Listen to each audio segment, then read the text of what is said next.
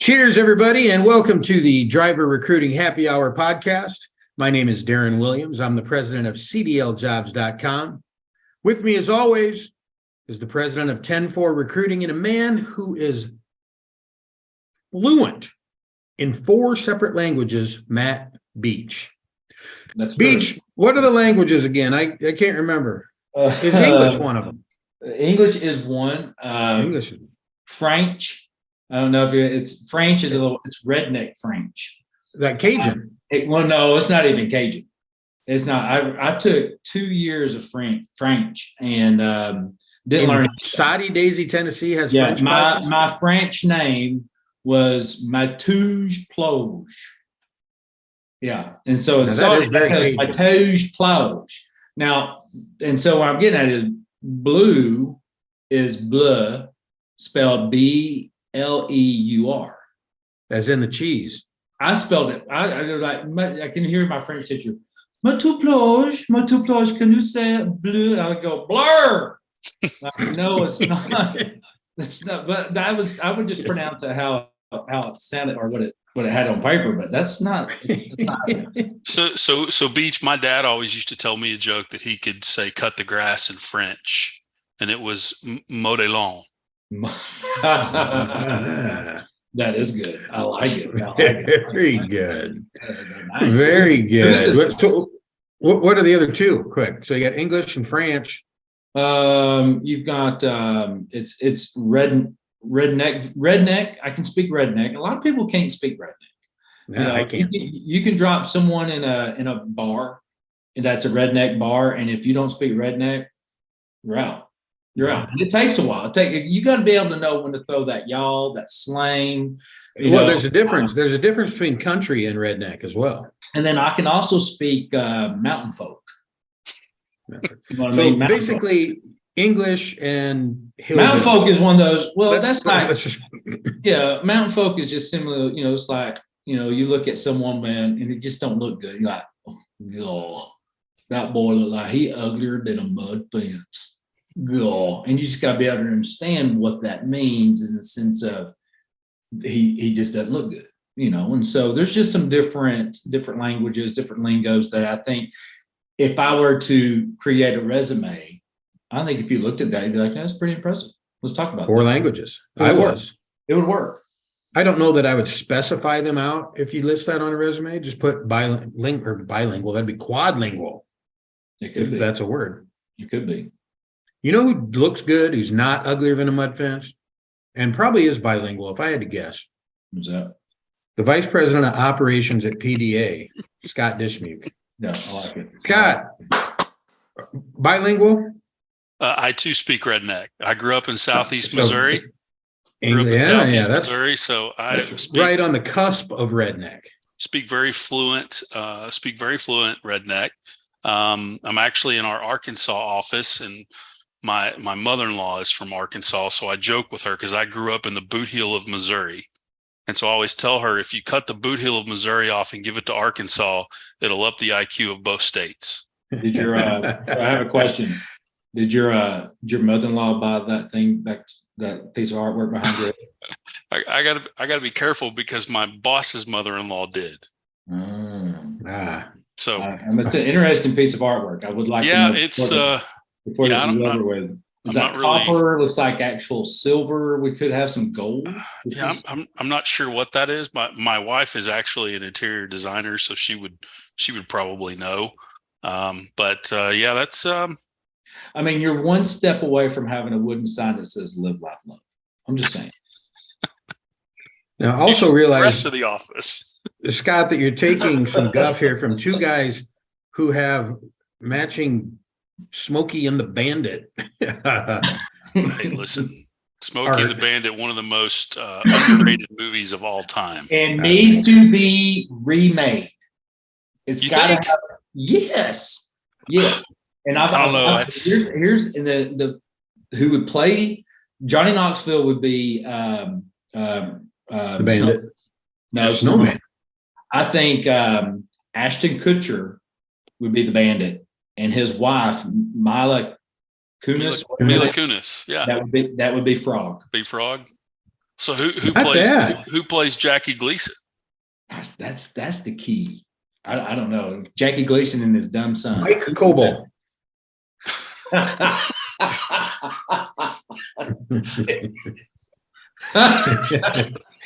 Now we're going to find out if Coble listens to this podcast. I hope Coble hears it. Please tag him. That would be brilliant. I would definitely, yes, that would be it. That's the next thing. I've got to do some Photoshop. Let's make it. We can do this. Yeah, we can totally do this. Well, Scott, before we remake Smokey and the Bandit, tell us a little bit about PDA and what you do. Yeah, so PDA stands for People Data Analytics, and we are in the employee retention space. Most of our customers are in the trucking industry, and so what we really do is we focus on the first 180 days of employment, particularly within the trucking industry. That is usually the highest turnover when we're looking at drivers. And so what we do is just really kind of provide a personal touch to that. So our folks in our home office in Brentwood, Tennessee, our folks here in Van Buren, Arkansas, we literally reach out to drivers every single day on the phone. We check in with them. We see how they're doing. You personally call them, your team does? Yes, we pick up the phone. It's a personal touch, literally making thousands of phone calls every week. I would say probably 25 to 30% of our phone call volume is actually incoming calls from drivers. So we assign our individual retention specialists to our customers. And so the drivers are hearing from the same person every single time. So they know who's going to call them. We use that to develop a relationship because ultimately that's what has to be done, because what we talk about here is it's really not the driver that we talk to today that tells us they're fine. What we want to be able to do is have the type of relationship with the driver that same driver who's fine today, who gets mad and wants to leave tomorrow, will pick up the phone and call us and say, here's the problem I have, help me solve it. And so what we do is drivers who are having repeat issues, drivers who are imminent quit situations, we will escalate that directly to the carrier, so the carrier can get in front of that issue, call the driver, intervene with that driver as quickly as possible to keep that driver in the truck. All at that time, we're also collecting data on what those drivers say. If it's an equipment issue, if it's a compensation issue, if it's a home time issue, we collect that data and we put it into our system. And all of our customers have their own data portal, secure data portal, where they can go in and in real time see what their drivers are saying. And our portal allows the company to drill down on particular issues so they can see specifically what the driver is complaining about. And they can also see which drivers are complaining about it, how many of them are complaining about it. So it's kind of twofold. It's the individual touch points. It's reaching out to those drivers, communicating with the drivers, and then it's the data on the back end of it. So ultimately companies can look at the data, look specifically at what their drivers are saying, and then make data informed decisions. And let me give you an example of that. So we've been collecting data for about 5 years. Anytime you go into a company and say you've got a compensation problem, the first place that a company goes is, okay, well, let's look at pay rate. That's always the first place they go. And we've got data, 5 years worth of data, that I can tell you drivers are complaining more about miles than they are about pay rate. Huh. And so what we want to be able to do is take a core issue like compensation or like equipment and drill it down to the root cause and tell a company exactly what compensation, exactly what kind of root cause they're talking about with compensation. Is it pay rate or is it miles? And then we do the same with equipment issues. We want to know, are we talking about general maintenance issues? Are we talking about the truck breaking down? Or more importantly, a data point of what does that truck look like coming out of orientation?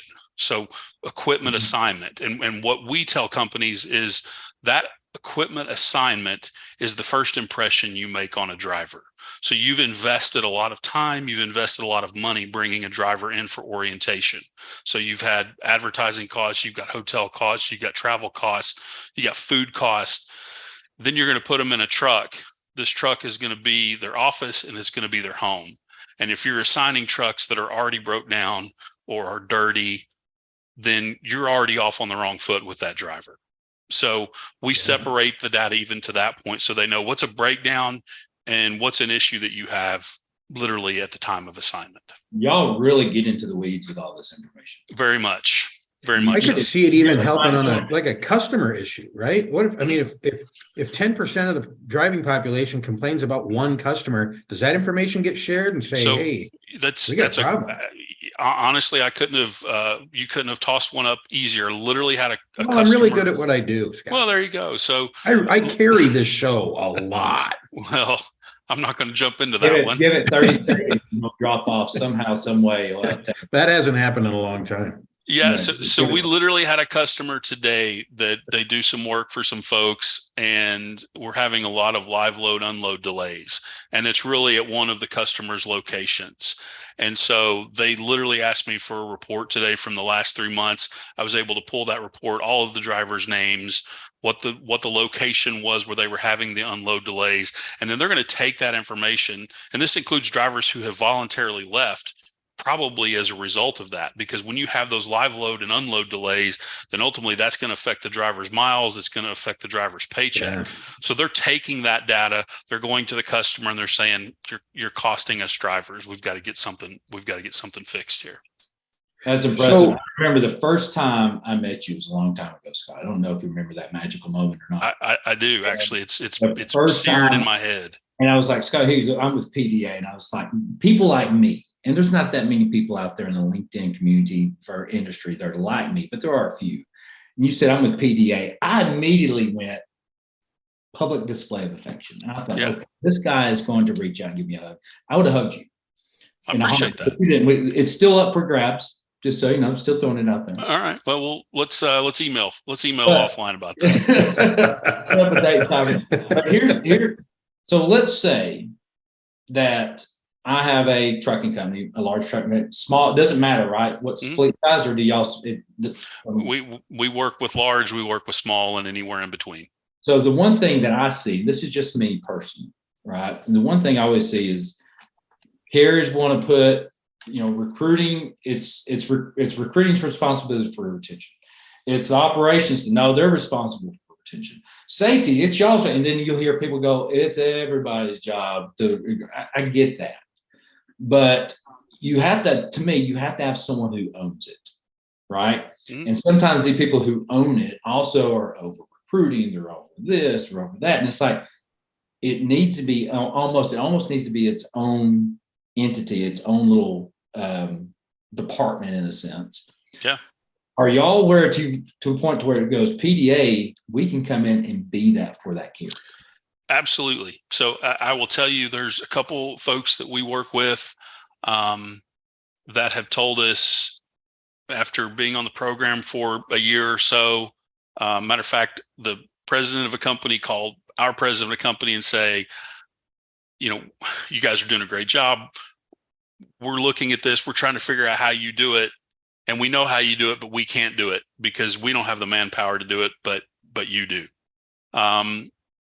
I will tell you that the programs that are most successful are the ones where we do have a person that is solely in charge of retention, that it's their job to call drivers and get in front of issues and help a driver walk through an issue. But they don't have the time to call all of the drivers. So what we do is a lot of the heavy lifting. So we'll call those drivers. And then when we come across an imminent quit situation, we get it to that retention person that's on staff at the carrier. And that's when they do their job. We say, hey, we talked to this driver. The driver has this problem. Sometimes it's something as simple as a driver not really understanding their pay stub. So there's times that our folks will walk them through that pay stub. There's times that we'll just escalate that to the carrier based on what they want. And then the carrier will call them and say, okay, let's walk through this pay stub together, and problem solved. And so we have a lot of folks that we work with that basically we act as their retention staff and help the person that's in charge of retention, because it's usually one or two people who are in charge of calling literally hundreds, and in some instances, thousands of drivers. And so you're coming in sometimes as the entire retention effort. Sometimes it's as an assistant effort, but you're assigning a team specific to each carrier. Correct. Yeah, that's and in addition to that, you also drop these quarterly reports from like a bird's eye view, right? Correct. Like the 30,000 feet. Here's what's going on. Here's what we're seeing for everybody to look at, not just your specific client base. That's correct. That's correct. So our client base usually gets, matter of fact, we're going to be releasing Q4 tomorrow. Just approved everything today.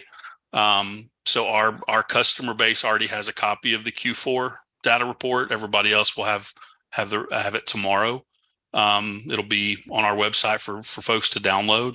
But yeah, that's, we want to be able to say, this is what drivers are saying, and I did one of these about a year ago, and somebody asked me, why isn't truck parking on your list for data? And no doubt truck parking is an issue. I'm not breaking any news here by saying that. But the data that we focus on is a lot of what's in control of the trucking company itself. What is something that a trucking company can do about a particular issue that's affecting a driver, that they can go in and improve that situation to keep the driver in the truck. And so our data is really focused about the driver experience when they're in that truck. Yes, truck parking is an issue, but if we go to a company and say, you've got 60 drivers that are complaining about truck parking, I'm not going to break any news to them. They're all going to know that it's a problem for everybody. But if I go into a company that's got 60 drivers and 40 of them are complaining about their paychecks always being inaccurate because there's a problem in payroll, they can go and fix that. That's an issue they can fix. And so that's the data that we really focus on. And we want folks in the industry to be able to see what drivers are saying about specific issues. And so we'll drop Q4 tomorrow. There's some really interesting data points in there. For instance, we have been putting out these reports for 2 years. And in the 2-year time period, the top issue has always been equipment. So it's going to be breakdown issues, things of that nature. Equipment's important because equipment, unlike any other issue, usually cascades into other problems for a driver. So if a driver's spending this week in the shop, more than likely next week we're going to have a compensation problem because the driver wasn't logging any miles. So equipment has always been at the top. In Q4 of last year, for the first time ever, in the 2 years we've been putting out the reports and the 5 years in which we've been collecting data, compensation overtook equipment. And we started to see that trend in Q3 because we started to see freight slow. And so we started to see compensation issues tick up. And then it overtook. But again, relating back to what you said, it's not necessarily a compensation issue. It's a mileage issue. 100%. And I will tell you that of the drivers that complained about compensation in Q4, 60% of them said miles. And it broke down to really two issues: loads not available and inconsistent miles is what it broke down to. So what about the trend? And I mean, I think Matt could attest to this as well, but a lot more carriers out there offering minimum guaranteed rates per week. Does that combat that at all? Or is there too many caveats to it that it just doesn't really matter? So there's the key with what you just said. And there is a company that we used to work for that will remain unknown. They were one of the first to kind of roll out some of this guarantee pay. And I'll be honest with you, it's not guarantee pay, it's conditional pay. Because there was a list of about 40 things that a driver had to do in order. Conditional pay doesn't look very good in an ad. You are exactly right. And so So what was happening was there was 40 things on this list. The driver didn't understand it, or a driver would do 39 out of 40, and then they would have to, say, well, you're not getting the guaranteed pay because you didn't, do this. You didn't, replace your blinker fluid. And so those drivers would be gone, because when a driver hears guaranteed pay, they think one thing: at the end of this week, I'm going to have X amount of dollars. And so what we've told folks, particularly in the last couple of years, as the guaranteed pay model has become a little more popular, is number one, if you're going to do it, then make it simple. Make it easy for the driver to understand, and to some degree, make it easy for them to obtain. Because if you don't, you're going to lose that driver pretty quick, because it's, again, not guaranteed.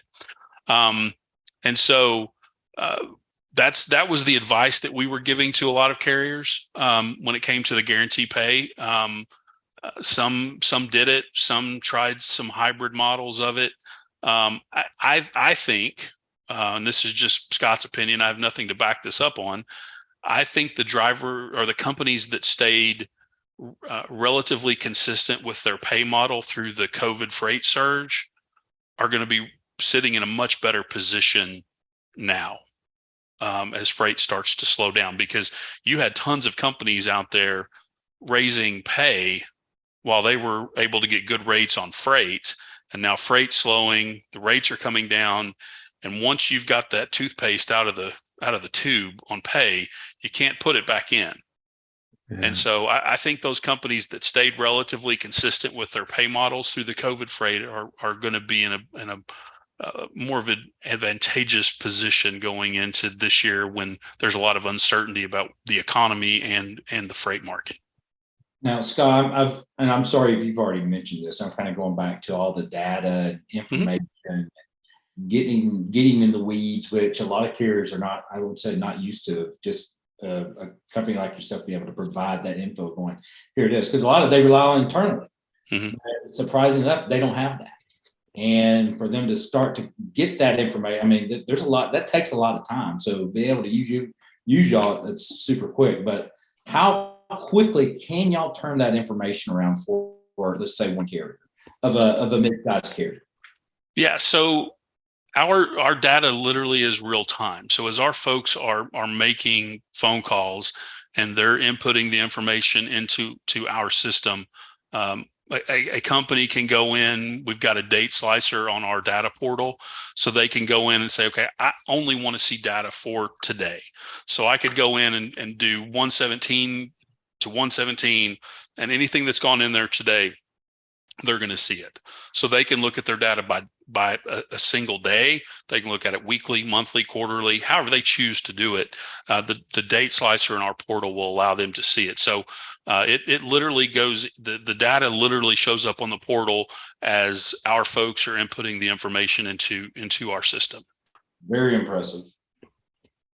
If you had to say, all right, here's the one thing that I can't say this word, I am struggling with it. Differentiate? I didn't say it right. Differentiates. Thank you. See, it's the redneck. I've got that lingo going on. I'm stuck in that. I'm adding that to the list. There's several words you can't say. That one's going on the list. I tried to say Lithuania the other day, and I still can't say it. Why were you saying Lithuania? I assume you're trying to say. There's a reason. I was trying to learn a new language, but there was a reason I couldn't say that one. And I can't say differentiate. Or culture. I cannot say cult. Don't even want to try. It's weird. It's a complete roadblock, Scott. When I even try to culture. Culture. Oh, it's just so easy to do. So, Scott, are the drivers receptive? Hold on, I had a question. Well, you went off on a thing about all the words you can't say, and the whole audience turned off. What makes you different than, say, others who are who are already in this pond of retention? What makes y'all different? What stands you guys out? Well, I think probably first and foremost, and I think this is very important when you're talking retention, is having the ability to quickly identify and quickly intervene. with a driver. If you look particularly in a driver's first 6 months that they've joined a carrier, I would say 9 of 10 of those drivers have 5 or 6 other offers sitting in their inbox on a daily basis. So having the ability to quickly identify a driver with a problem and quickly intervene with that driver and get in front of that issue before it becomes a voluntary separation event, which is fancy words for quitting. I think that's really important.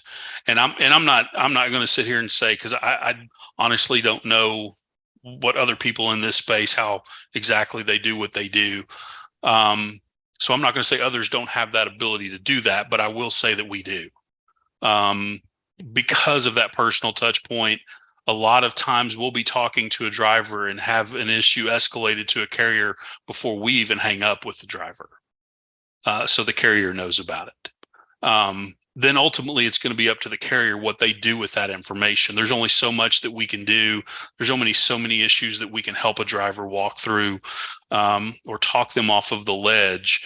But when it comes to the action behind that and getting a situation fixed or addressed, again, only the company can do that. But in order for them to do that, they have to know who's having the problem, and B, they have to have the ability to know the problem going into that conversation. And so we are able to provide them both of those things in a timely basis. Scott, you mentioned that about 25 to 30% of your calls are inbound, and I'm assuming 99.9 of those are not pleasant inbound calls.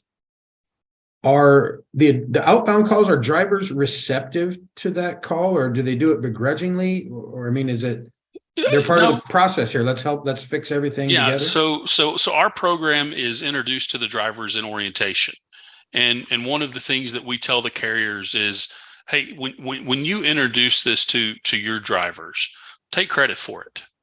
Say, we care about your longevity here. We want you to have a long career here, and we want you to be happy.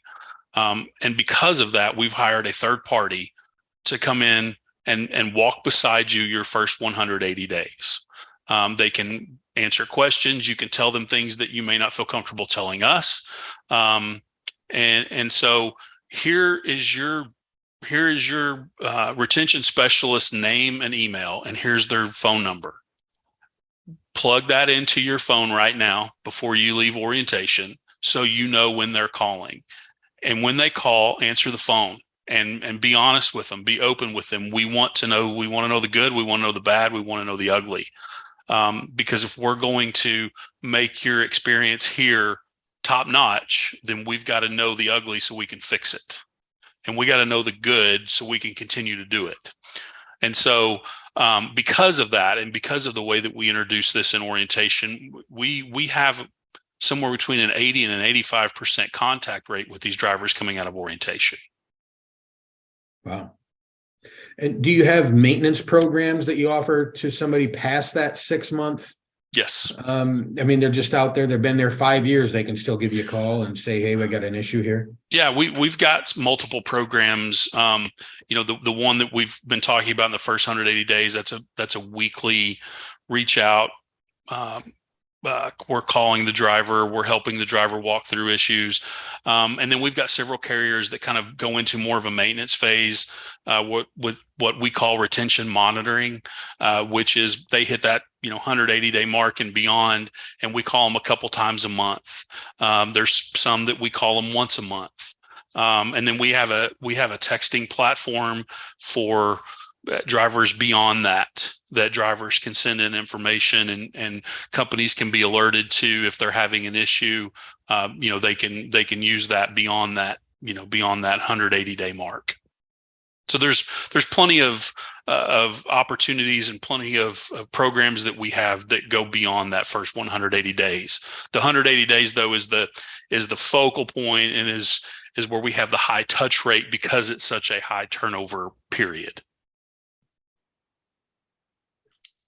What other nugget can you share with us regarding the report that's coming out which will be out by the time we have this published, by the way. So yeah. So the only people you're really spilling the beans to are me and Beach.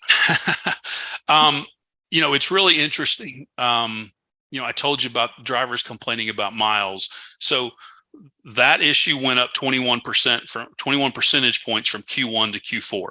Ironically, at the same time, drivers complaining about their pay rate, it dropped nearly 13 percentage points from Q1 to Q4. And so I think one of the things we can learn from that is it doesn't matter how high your pay rate is if a driver is not logging miles. So that's the first thing. You can say I'm paying 75 cents a mile, but if a driver's only getting 700 miles, they can go somewhere else for a lower rate. Verifies what we all kind of were thinking, right? I mean, everybody raised their pay because miles were going down, and the balance just wasn't there enough to make it work. Yeah. The other thing, a couple of other things that I would point out is because of what the last 2.5, 3 years have been like from a freight standpoint. If you have brought in drivers that are new to the industry, so student drivers that you may have hired back in June of 2020 that didn't have any experience, they have enjoyed a extremely good freight market. And now you can call it a freight recession, you can call it a freight correction, whatever you want to call it. At the end of the day, these drivers that have come through in the last couple of years that were new to the industry when you hired them, they are now experiencing a freight slowdown for the first time. And I would say mild panic is setting in with some of them. That's a really good point. I had not thought of that. Some of those drivers who are used to maybe waiting 15 minutes to hear where their next load is are now waiting 2 hours and 3 hours. And so a lot of conversations that we're having with drivers is, number one, be patient. Number two, make sure you're managing your hours of service. So make sure you've got that available drive time when you need it. Communicate with your driver, manager, your fleet manager, whoever's in charge of getting you freight. Be patient with them because they're moving a bunch of shells as well. But now is the worst time to jump and go somewhere else, because this isn't a choose your carrier. This isn't a problem there. This is a problem everywhere. It doesn't matter if you're at a large carrier and you go to a small carrier, or if you're at a small carrier and you go to a large carrier, you're going to have the same issue. Freight has slowed, period. So stick it out. Make sure you're somewhere where a lot of carriers do have contract freight, because we know what the spot market looks like right now. So stay with a company that has contract freight, so it's going to be somewhat consistent. It just may not be as quickly as you've had it in the past. Do you have enough historical data that you can start to see patterns, cyclical patterns, and make predictions on, we think this might break in second quarter, third quarter, that kind of thing? Or is it too volatile? I mean, there's just too many variables. Yeah, I think there's a lot of variables. I think that when you get in the business of making predictions, you end up like a weatherman, and you pretty much make a lot of people unhappy, right? What I want to get in the habit of doing is talking trends, right? So I know for a fact that miles related compensation issues since Q3 of last year are trending up. They were up in 3, they were up in 4. I don't foresee any massive changes to the economy in Q1. I would assume that it would go up in Q1 or be relatively the same. But I'm not going to sit here and tell you it will be, because as soon as I do, we'll be back here, in April, and equipment issues will be number one again. So, we can certainly surmise, we can certainly hypothesize about it. But I'm not quite comfortable with the predicting part yet. Yeah, I certainly can understand that. volatile market, and the variables are just far too many to juggle to try to figure things out, man. Yeah, I just think so many folks right now are unsure. I think a lot of people are just kind of pressing the pause button. I think a lot of folks are kind of preparing for the worst, but hoping for the best. There's just conflicting data. There's conflicting, opinions about, are we in a recession? Are we not in a recession? If we are, how long is it going to last? If we're not, how quickly is freight going to rebound? Is it really ever going to be to the COVID standards again? Maybe not. I think, and these are the conversations we have with drivers, this is a new normal, at least today. And that normal may change tomorrow. But I think there's just a lot of people right now, based on conversations I've had with folks, that are saying, let's get through the first quarter. Let's see what happens in the first quarter. Is it what we think it's going to be, or is it going to be better than we thought? And then we'll make a decision about what we're going to do, in Q2 and Q3. Yeah. Is there, going back to like overall communication to the driver, which is your preferred method? I know you got phone all the time. Phone all the time. I mean, what we normally like to mirror a driver's communication habits. If a driver is not answering our phone calls, but will answer a text, I would rather a driver be texting us than not talking to us at all. But I much prefer, if you're going to build a relationship with a driver, it has to be over the phone. There's just so much more that you can tell from a driver, from their tone. You could have a driver that's frustrated with their home time, but they tell you they're okay, but by the tone of their voice, they're not. And you can't ever do that with a text. Yeah. I like it a lot. Yeah. Well, it's a valuable service to the industry. It's a much needed service to the industry, and you folks seem to be doing it very well.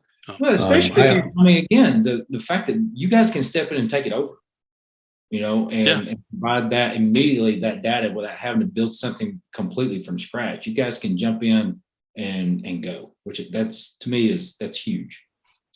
Yeah, I think back to all the meetings I went to in my former freight life at a truckload carrier, and the Monday morning meetings getting beat over the head because all the drivers that had quit the week before, and me being asked why, and just the dumb look in my face that said, I don't know. Yeah. I mean, it would have been nice. Where the hell were you 25 years ago? Well, I still have hair. One of the other things that we have the ability to do in our portal is, I would love to sit here and tell you that every driver we work with doesn't quit, but we know that they do. But what we have the ability to do is we separate terminations in our portal from a voluntary quit, meaning the driver decided to leave on their own, or a disqualification where a company had to get rid of a driver for various reasons. And so what we have the ability to do is we term those drivers out in our system based on what the carrier tells us.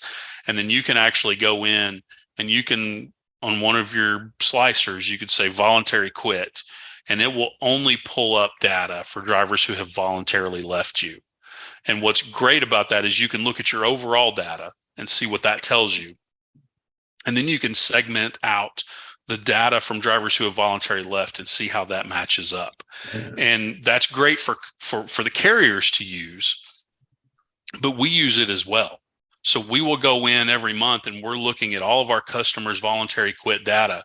So when we're having a conversation with a driver and they start mentioning those issues that historically have shown to be a reason why drivers have left that carrier, then we're going to upgrade the turnover risk for that driver. So we know, hey, we've got to pay more attention to that driver, and Mr. Carrier, you need to pay more attention to that driver because the data backs it up.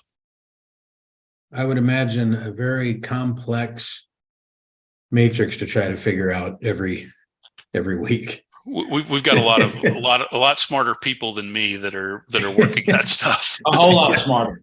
A whole lot smarter. Not a lot. He only speaks 2 languages, for crying out loud. Beach. I mean, holy cow! Look at this. What came and saw me. I'm afraid. I'm afraid what you're going to pick up. Did you ever see the movie As Good as It Gets? Yes.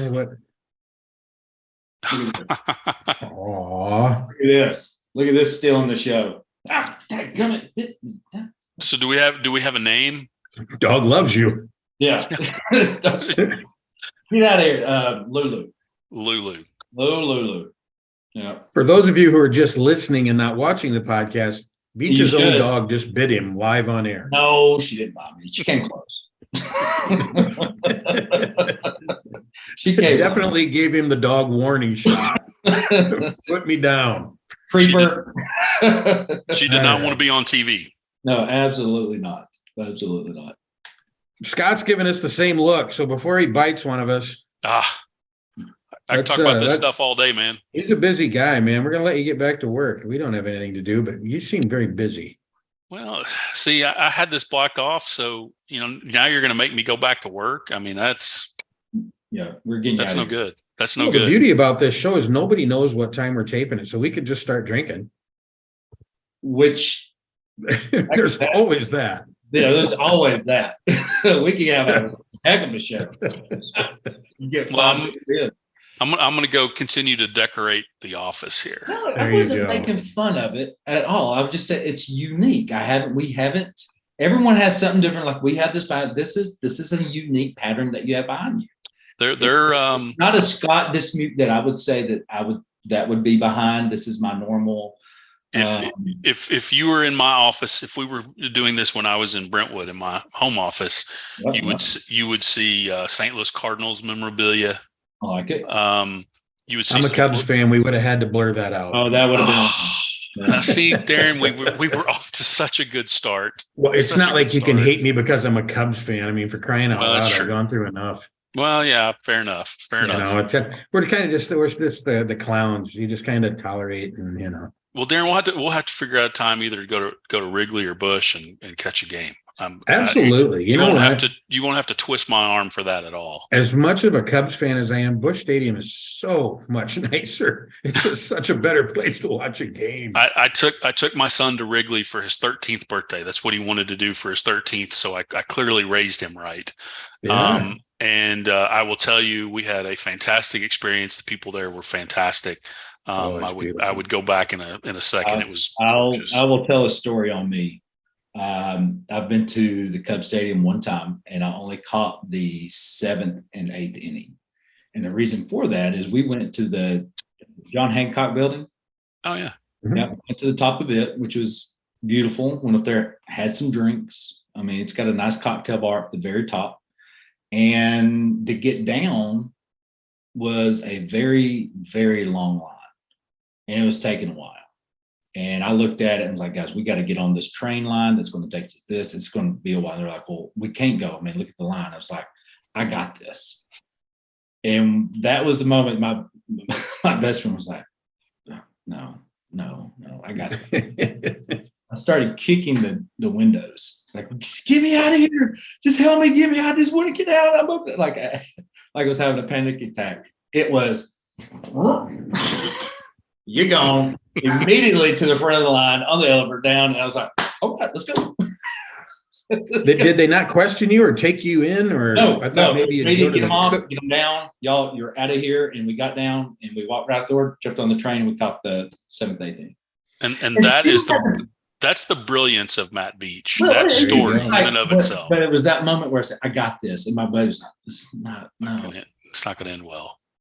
I'm not sure that it's brilliant to be kicking windows 200 floors up, but it worked. They're fine. It worked out. But I still had to pay full price for a ticket.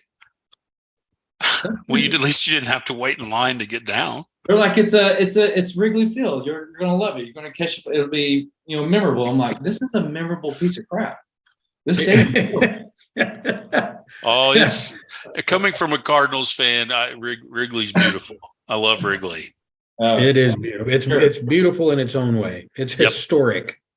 Yeah, it's historic. It's great. Awesome. Yeah, I love it. No. Well, why don't let's figure out a time this summer. Take this on the road. We'll go to St. Louis. We'll catch a game, and then maybe we film this live from Busch Stadium.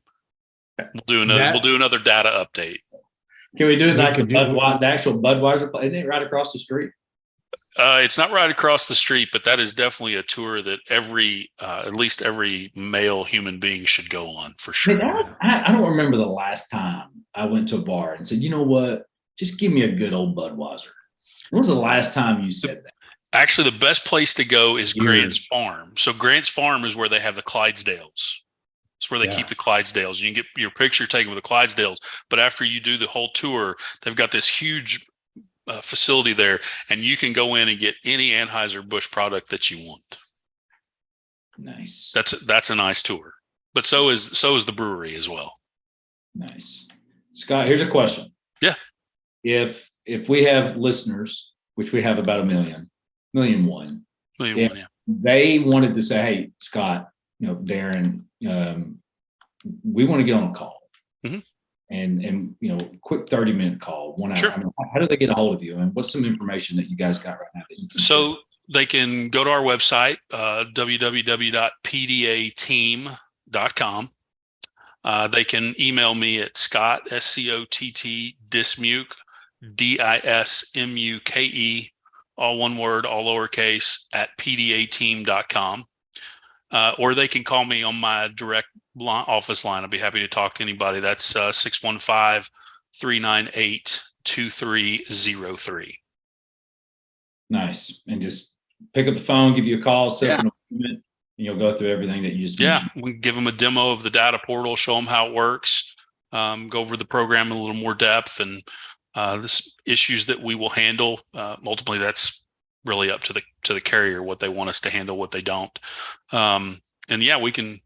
I can talk about this stuff for days. So anybody that wants to we know. Chat. Trust me, we know. Oh. Hey, listen. Yeah, we've been trying to get you off here for like 20 minutes. Yeah. Sorry. I was trying to fill time, right?